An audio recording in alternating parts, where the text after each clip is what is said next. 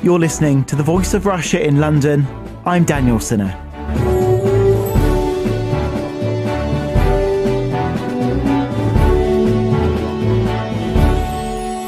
The British government is proposing a minimum price of 45p per unit of alcohol. It's an attempt to tackle problem drinking, with the Home Office saying that the minimum price will reduce alcohol-related crime and alcohol-related health problems. The government is also considering banning multi-buy promotions in supermarkets, such as 2-for-1 offers on cider and beer. So what would that mean in real terms? Wine would cost a minimum of £4.22 a bottle. Strong cider would cost at least £1.66 a can, while a litre of vodka would retail for a minimum of £16.88p. The Home Office say the measures are aimed at changing the behaviour of problem drinkers and irresponsible shops. But critics, including the British Retail Consortium, say the controls are unfair and penalise the majority, who are responsible drinkers. Joining me for a discussion on minimum alcohol prices are Campbell Evans, Director of Government and Consumer Affairs at the Scotch Whisky Association. Andrew Langford is Chief Executive of the British Liver Trust. Chris Snowdon is a Fellow from the Adam Smith Institute and a co-author of a report on minimum alcohol pricing. And Dr John Middleton is Vice President for Policy at the UK Faculty of Public Health. We'll begin with Dr John Middleton, Vice President for Policy at the UK Faculty of Public Health. Should we introduce a minimum price for alcohol? Well, absolutely, yes. We, in the Faculty of Public Health, we have supported this policy for 3 years, and we think that the time has come to do something about the appalling alcohol-related harms that we see in relation to crime, in relation to the growing health problems that we're seeing. And since we're told that we're shackled by what we can do in terms of international taxation, the minimum price does offer an alternative route that will reduce the harms in the worst affected or the most addicted and in young people starting drinking. Campbell Evans from the Scotch Whisky Association. We're totally opposed to minimum pricing, and I don't actually understand the point that was made about taxation, because taxation is the one legal way of doing this. But the Scotch Whisky Association opposed it for 3 grounds. One is we don't believe it will be effective, and indeed the government's own figures show that it won't reduce the number of harmful and hazardous drinkers, and it won't stop young binge drinking. So it doesn't actually solve the problem they say they want to solve. We also believe it's illegal, and for 30 years the European Court of Justice has ruled against it and said that minimum pricing on a range of products is not acceptable under EU trading rules, nor indeed under the World Trade Organization. Thirdly, we also believe that if this were allowed, it would be the first time ever that international trade was allowed to be disrupted for a health barrier to trade, and that would count against us in our exports and therefore against the UK economy. We'll come back to those 3 later on, but Chris Snowdon, what are your thoughts about introducing a minimum alcohol unit price? Well, we at the Adam Smith Institute are very concerned about the implications for the free market. Prices are generally considered to be better when they're lower. If drink prices are low, then people have more money to spend on other things. The problem in this country, if anything, is that drink is usually too expensive. In France, for example, the duty on a bottle of wine is 2p. In this country, it's more like £2. So we have a policy here which is going to hit the poor hardest. It's going to be very regressive. And it's also going to give a key lever of competition over to the medical temperance lobby. And I don't see any reason why they won't just want to put that up and up and up indefinitely. And Andrew Langford from the British Liver Trust. I mean, we very much support a minimum unit price, but mainly from a health perspective is that we are seeing increasing numbers of people dying of liver cancer due to alcohol consumption. And 50 pence would certainly stop some of the harmful drinkers drinking as much as they do. Whether the government goes with 45p or 50p, it would be a step in the right direction. And just picking up on what Campbell was saying, I think it's very important that we take a big step forward in protecting people's health. The British Retail Consortium say this is just an attack on responsible drinkers. Well, it won't affect responsible drinkers that much. It'll be a minimum amount more that most moderate drinkers will have to pay. However, it will make it harder for particularly for young people to buy and drink cheap booze. And also for those that are drinking to very harmful levels, it should reduce the amount that they're drinking. Campbell Evans from the Scotch Whisky Association, it's not going to affect responsible drinkers. Well, given that the 70+% of alcohol in the off-trade is going to become more expensive, it's going to hit everybody across the board. So this is going to actually not target the people we need to reach. It's actually going to hit everyday shoppers at a time when their salaries are not going up, when they're finding their household budget squeezed. And if you read what the government have said last week when they put out, their own impact assessment shows that this will not hit 18 to 24-year-old binge drinkers, which is who the people they're trying to reach.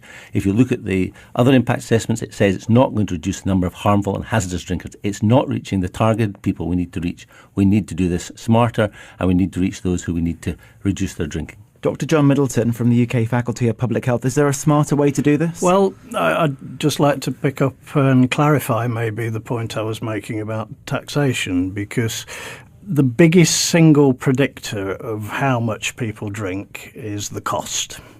And in the last 10 years, we've seen the real price of alcohol in this country fall by 70%. That's not true. It's very much more accessible, very much, and accessibility, of course, is the other factor.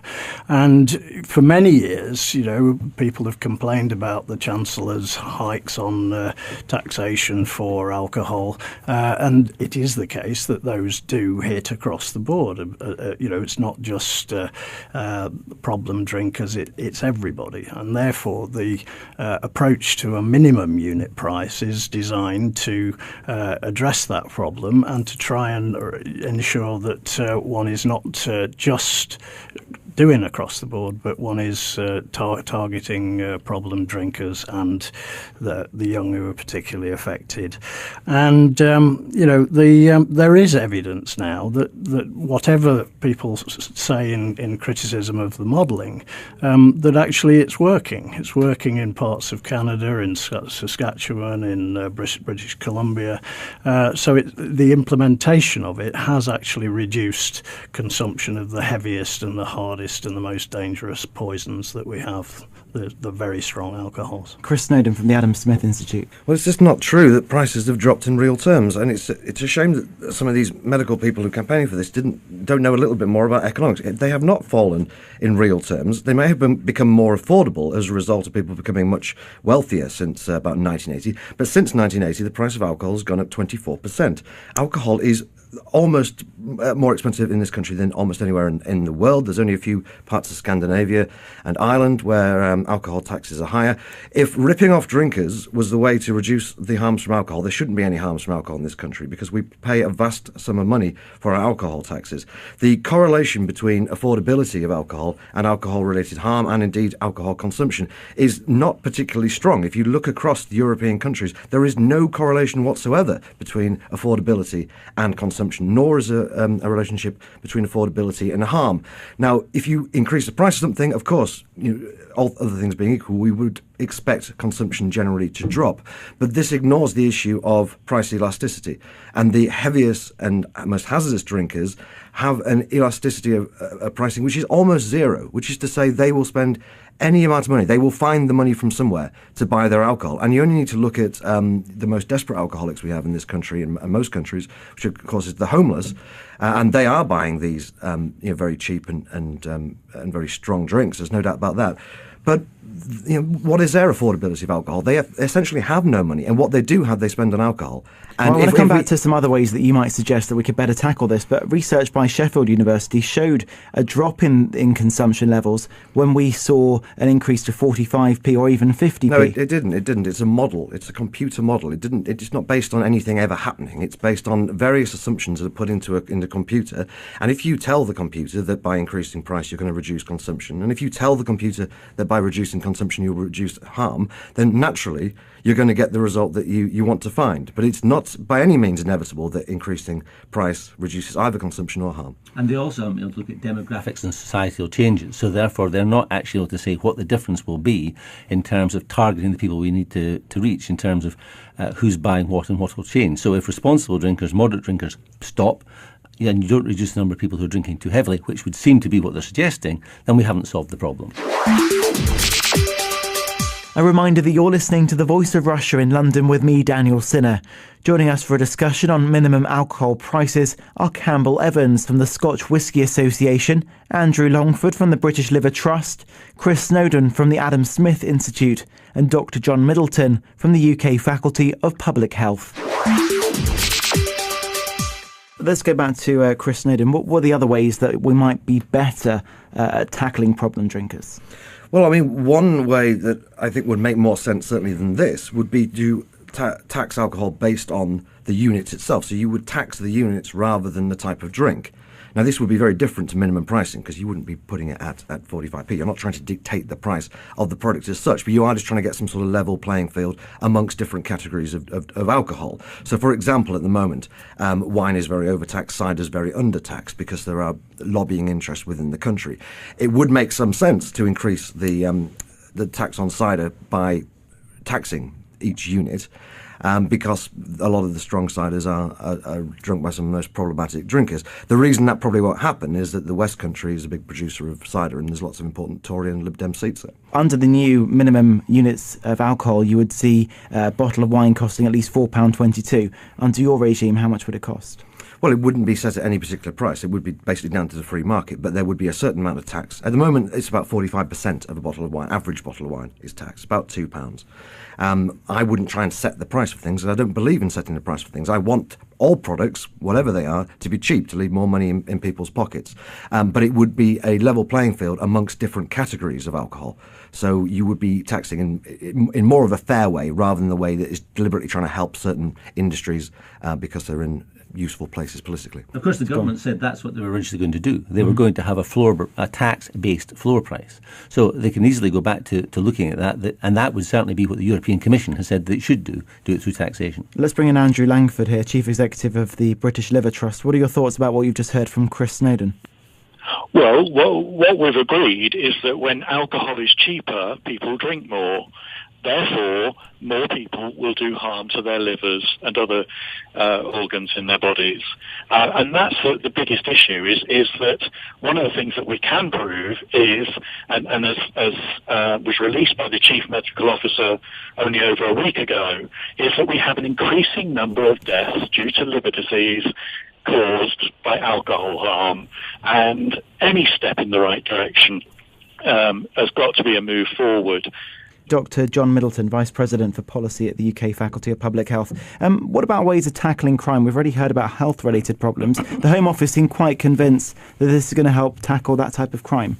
Yeah, and, I think, Chris used the word affordability, and in addition to affordability, it is accessibility, of course. And it's interesting that the supermarkets have been more critical of this move than pubs have. And, we could, we've got young people who are preloading with alcohol that they've got hold of cheaply in supermarkets.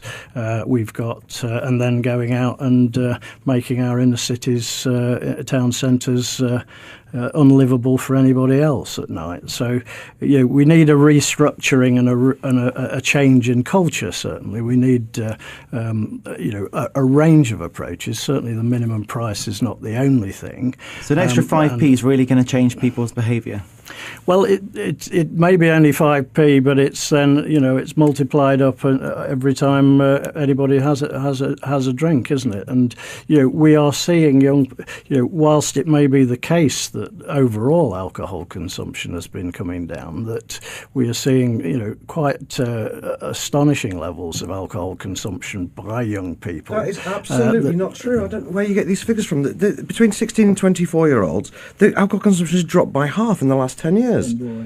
Yeah, well, it's dropped amongst them as a whole. I mean, the trouble with this debate is the premise of it is that we have a mounting crisis of alcohol abuse in this country, and particularly amongst young people. And the facts are the complete opposite of that. We're living in a fantasy world dealing with a problem that has been on the decline for the last 10 years. Alcohol consumption's fallen by about 15% since 2004. Young people's drinking and smoking and drug-taking habits have all collapsed, really. I mean, the biggest decline we've ever seen. in the last 10 years. So what exactly is this problem with trying to address it? The government seem to think there is a problem with alcohol-related crime. However, well, they will, because the Daily Mail perpetuates this myth, and the Medical Temperance Lobby perpetuate the myth that things are getting worse and worse. Solely on the Daily Mail, would they? Well, it's the biggest selling newspaper in the country, so people read it, and they're very much influenced by it. I've been in meetings where Home Office officials said, how do we get the perception out there, the reality out there, rather than the perception? Because they see the figures that Chris sees, and they're frustrated that people aren't recognising it, and that's what we need to accept. We need to build on. If people are drinking less, and certainly in the figures that came out of Scotland yesterday, we saw harms are coming down. People are getting the message. The world is changing. We need to build on that and actually say to people, if you're not part of this journey, if you're still misusing alcohol, you're not actually understanding what's going on. You're not part of that social norm that we need to build on. So you don't think there's any problems with alcohol-related crime at all? We've always said that we need to address alcohol misuse. We've been doing that for 40 years in the Scottish Whisky Association. We're in partnership with the government north and south of the border to find ways of tackling that. So we've got no problem in trying to get to the people who are drinking most heavily and get them to drink less. If you're looking across the border in Scotland, they're now proposing next year a 50p minimum target for alcohol units. You must be very worried about that. It won't be coming in next year. It won't be coming in for 2 or 3 years. And indeed, it's important to remember that the UK government is involved north of the border as well. The legal action which is taking place north of the border involves the UK government and the Scottish government. That will be heard in January in the Scottish courts. However, there is an undertaking by the Scottish government that they will not bring in minimum pricing until all the legal processes are complete.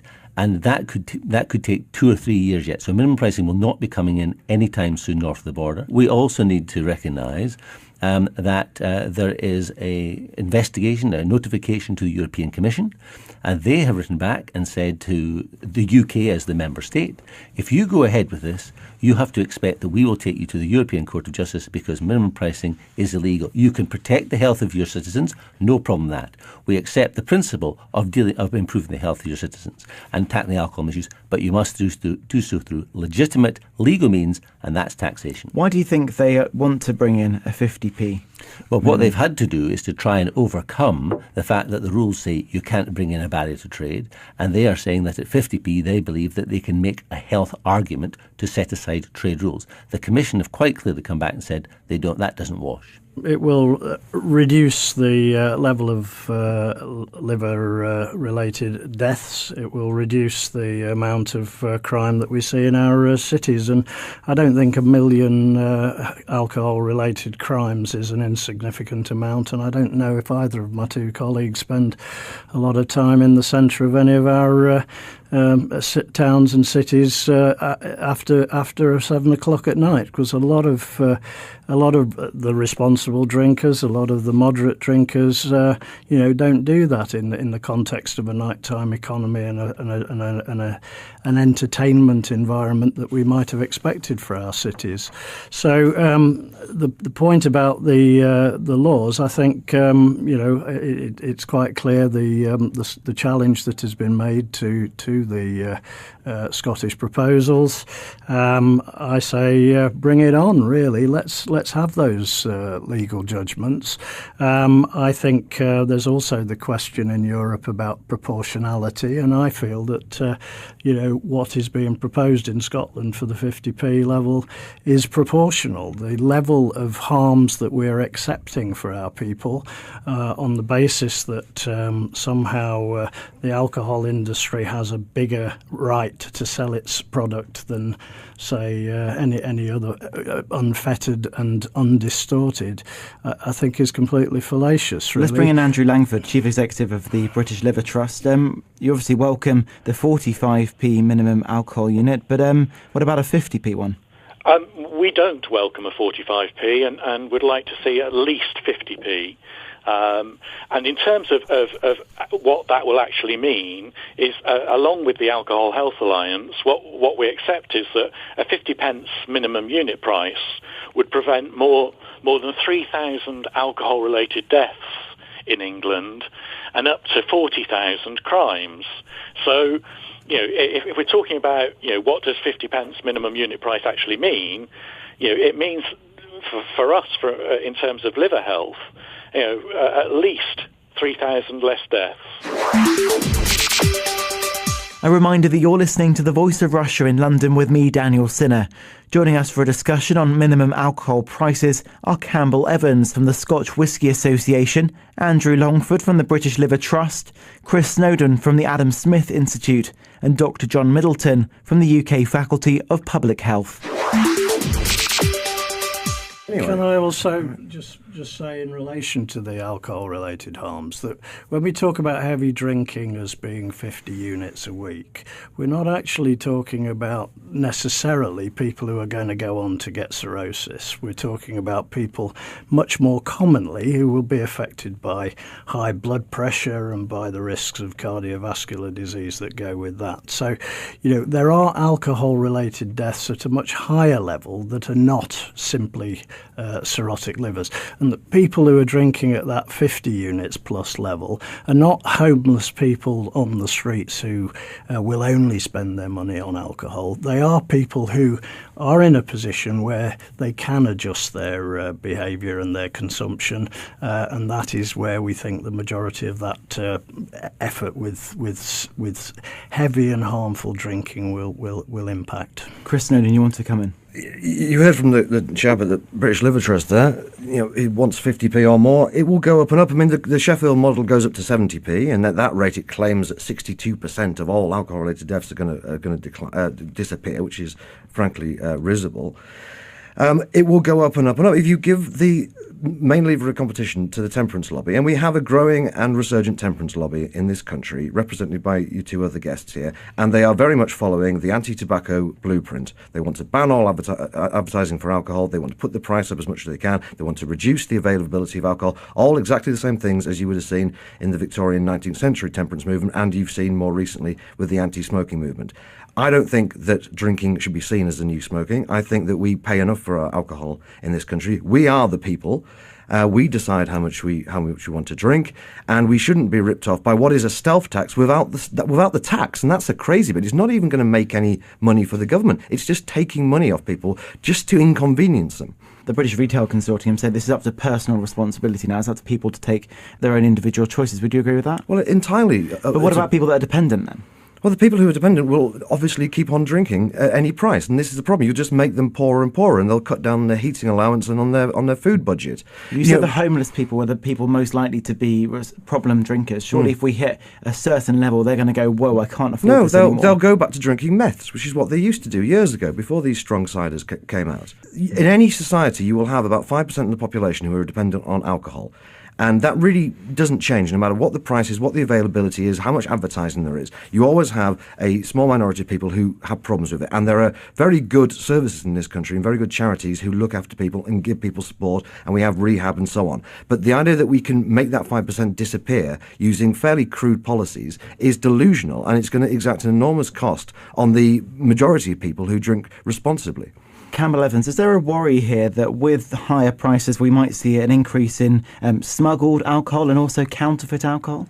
Well, we're already seeing counterfeit alcohol in some sectors due to the taxation policies we have here. If we were to bring minimum pricing, that would give a greater encouragement to organised crime because the margins would be that much greater. So we would certainly be creating the circumstances for that to happen. I certainly agree with Chris. People might turn to other things. I just think this policy is not designed to do what it says on the tin, and we should start to target better, and we should stick to where we are. Andrew Langford, that's pretty damning words from Campbell Evans. We could see an increase in smuggled and counterfeit alcohol. Well, I think we've got to take other actions to make sure that that doesn't happen, and doesn't take away the fact that there is still a lot of health harm done by the legal alcohol that is bought in this country. But we're talking about creating the conditions in which we could see an increase in counterfeit alcohol. We're talking about products which should never be consumed by a human. I think that unfortunately is happening at the moment. I think we need to take other measures to make sure it doesn't. But what we mustn't allow is for that to become a smokescreen to actually pushing forward better measures like a minimum unit price. to safeguard people's health. Dr. John Middleton? Yeah, I mean, we must get away from this notion that we don't regulate and control for people's health in this country. We don't allow people to poison us with infected and substandard food. We don't allow dangerous cars. We do tax bigger cars and we don't allow a certain whole category of other drugs. So, we do have regulation. We do have enforcement, and we shouldn't make this policy to change the pricing of alcohol to detract from what needs to be done to prevent illegal and smuggled alcohol. And we have some of the highest taxes in the world. I have people that come from all around the world and say, why is Scotch whisky so expensive in this country? It's much cheaper back home. So if pricing was the answer, we'd have already solved the problem. Can I just say to that? I mean, people often compare us with France, for instance, and whilst it's true we have more expensive alcohol than France, the reality is that the price of alcohol in France has been going up, and that it may in part be an element of culture as well, but that the consumption of alcohol has gone down in France, and their liver cirrhosis rates are now lower than ours. We've gone from being a sort of exemplary model of liver health in this country to being the worst in Europe, and it's because we haven't really got any levels of control at all on our alcohol marketing or the way that people have it accessible and affordable, and we have to do something to control that. Chris Snowdon from the Adam Smith Institute. The worst livers in Europe? Well, we haven't got the worst livers in Europe. I think the rates of liver disease are fairly average, but maybe that's because our rates of alcohol consumption are fairly average. Finland and Ireland, two of the few countries that have higher alcohol taxes than us, have much, much higher rates of alcohol consumption, and indeed rates of many alcohol-related diseases. The correlation between price and consumption and harm really is not clear-cut. There are so many other factors at work, culture being one of them. It's very boneheaded and simple to look at this as being an issue about price and availability. That's how Puritans and Prohibitionists have always looked at these kind of issues. That if you can't see them, if they're not advertised, if you're not seduced by this clever marketing, then you won't do it. You'll go off to church and drink water. It's not the way it happens. We had this huge brouhaha 8 or 9 years ago about the so-called 24-hour licensing laws. Alcohol consumption fell the year it came in. It was supposed to be bedlam on the streets and everyone was going to die and it was going to be like the last days of Rome. Nothing really happened. Pubs opened a bit longer, clubs opened a bit longer, everyone had a better time, but there was actually a decline in alcohol consumption during that period. I don't know what the government think they're doing with this policy. The reception to it amongst the public seems to be almost universally negative. Many politicians are against it, including on the Tory benches. It's making people poorer at a time when wages have already gone back to the levels of about 2005. Everybody's feeling the pinch. And as I say, it's a stealth tax without even the benefit of raising government income. Well, unfortunately, we're out of time for today's discussion on minimum alcohol pricing. Joining me were Campbell Evans from the Scotch Whisky Association, Andrew Longford from the British Liver Trust, Chris Snowdon from the Adam Smith Institute, and Dr. John Middleton from the UK Faculty of Public Health.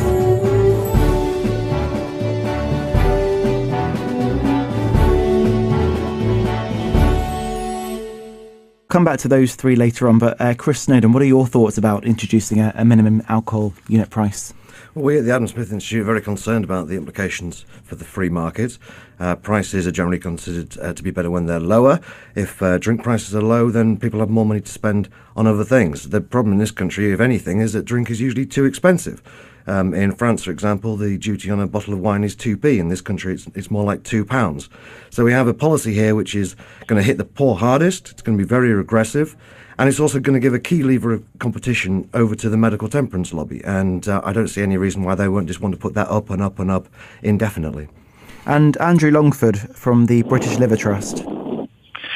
I mean, we very much support a minimum unit price, but mainly from a health perspective is that we are seeing increasing...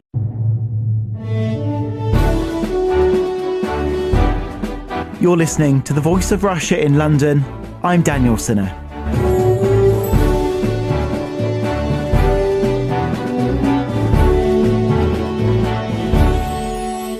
The British government is proposing a minimum price of 45p per unit of alcohol. It's an attempt to tackle problem drinking, with the Home Office saying that the minimum price will reduce alcohol-related crime and alcohol-related health problems. The government is also considering banning multi-buy promotions in supermarkets, such as 2-for-1 offers on cider and beer. So what would that mean in real terms? Wine would cost a minimum of £4.22 a bottle. Strong cider would cost at least £1.66. And in young people starting drinking. Campbell Evans from the Scotch Whisky Association. We're totally opposed to minimum pricing, and I don't actually understand the point that was made about taxation, because taxation is the one legal way of doing this. But the Scotch Whisky Association opposed it for 3 grounds. One is we don't believe it will be effective, and indeed the government's own figures show that it won't reduce the number of harmful and hazardous drinkers, and it won't stop young binge drinking. So it doesn't actually solve the problem they say they want to solve.